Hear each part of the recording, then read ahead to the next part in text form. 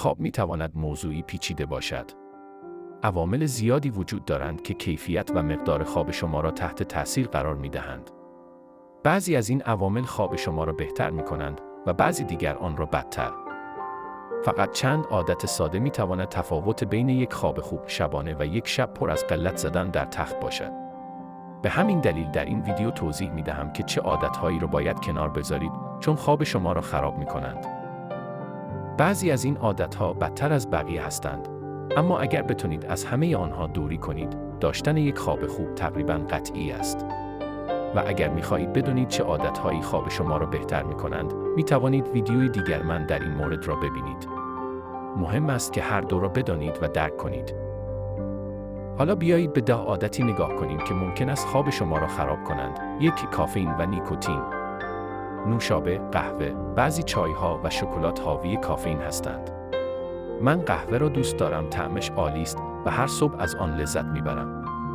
نوشیدن 1 یا 2 فنجان در روز مشکلی ندارد. مشکل زمانی است که روزی 6 بار قهوه یا نوشیدنی کافئین دار می‌نوشید و آخرین فنجان را شب می‌خورید. کافئین مدت زیادی در بدن می‌ماند و حدود 6 ساعت طول می‌کشد تا فقط نیمی از آن از بدن خارج شود. به همین دلیل بهتر است آخرین مصرف کافئین را 8 ساعت قبل از خواب انجام دهید. نیکوتین هم که در سیگار وجود دارد، مانند کافئین محرک است. سیگاری‌ها معمولاً خواب سبکتری دارند و زودتر بیدار می‌شوند، چون بدنشان به نیکوتین عادت کرده و در زمان کمبود آن بیدارشون می‌کند. اگر سیگاری هستید، کاهش مصرف می‌تواند به خواب بهتر کمک کند.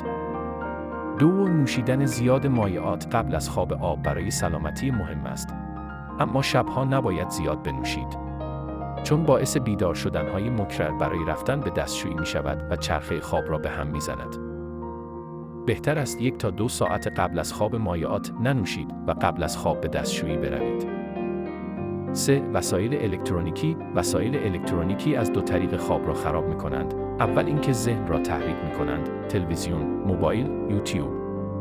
دوم اینکه نور آبی تولید می‌کنند که باعث اختلال در ریتم طبیعی بدن می‌شود. این نور باعث کاهش تولید هورمون خواب، ملاتونین می‌شود. بهتر است حداقل 1 ساعت قبل از خواب از صفحه نمایش‌ها دوری کنید. 4. نور زیاد در شب. فقط نور آبی مشکل ساز نیست، نورهای معمولی هم اگر زیاد باشند، خواب را مختل می‌کنند. بدن ما نور مصنوعی را با نور خورشید اشتباه می‌گیرد. بهتر است 2 ساعت قبل از خواب نورها را کم کنید و از نور ملایم یا حتی نور قرمز استفاده کنید. اگر بیشتر از 20 دقیقه در تخت بیدار ماندید، از تخت خارج شوید. نگرانی درباره خوابیدن را سخت‌تر می‌کند. بهتر است کار آرامی مثل کتاب خوندن یا مدیتیشن انجام دهید و وقتی خواب‌آلوده شدید، به تخت برگردید. خواب از چرخه‌های 90 دقیقه‌ای تشکیل شده است.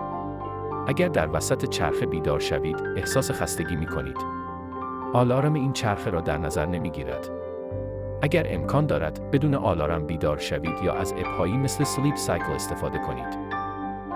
چرت کوتاه خوب است، اما اگر طولانی باشد یا دیر وقت انجام شود، خواب شب را خراب می‌کند. چرت باید 15 تا 20 دقیقه باشد. چرت باعث کاهش فشار خواب می‌شود و شب را سخت‌تر می‌خوابید. الکل ممکن است باعث خواب‌آلودگی شود، اما کیفیت خواب را کاهش می‌دهد. همچنین باعث بیدار شدن‌های شبانه می‌شود. بهتر است قبل از خواب از مصرف الکل خودداری کنید.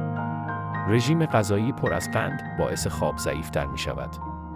از طرف دیگر، گرسنگی شدید هم خواب را مختل می‌کند. همچنین خوردن غذای سنگین قبل از خواب باعث سوء هاضمه می‌شود. پس نه خیلی گرسنه بخوابید و نه خیلی سیر. قرص‌های خواب طبیعی ایجاد نمی‌کنند، فقط شما را بیهوش می‌کنند. تحقیقات نشان داده‌اند که تأثیر واقعی آنها روی کیفیت خواب چندان نیست.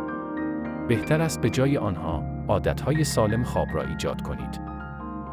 اینها 10 عادتی بودند که اگر می‌خواهید خواب بهتری داشته باشید، باید از آنها دوری کنید.